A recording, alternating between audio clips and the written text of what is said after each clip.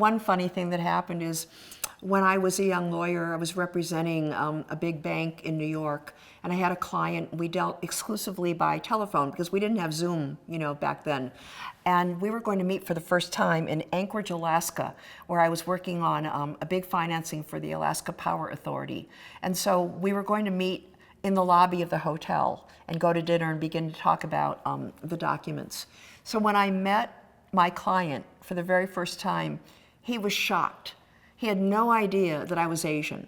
And I said, well, what were you expecting? He said, well, I knew you were from the Midwest, and you don't have an accent. And he said, I just thought you were going to be a blonde, blue-eyed, corn-fed Midwesterner. So he was just so shocked to see that I was Asian.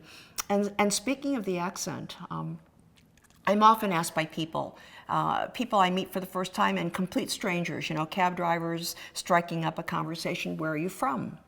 And I typically answer that question. I said, I live in Los Angeles, and I'm a native of Cleveland, Ohio, because to me it's important that I am from Cleveland, Ohio. And then they will say, where are you really from?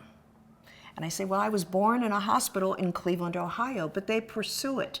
And then I know that they really are asking about my ethnicity. So I say to them, my parents were born on the West Coast, they're American citizens, and my 4 grandparents immigrated from Japan at the turn of the last century.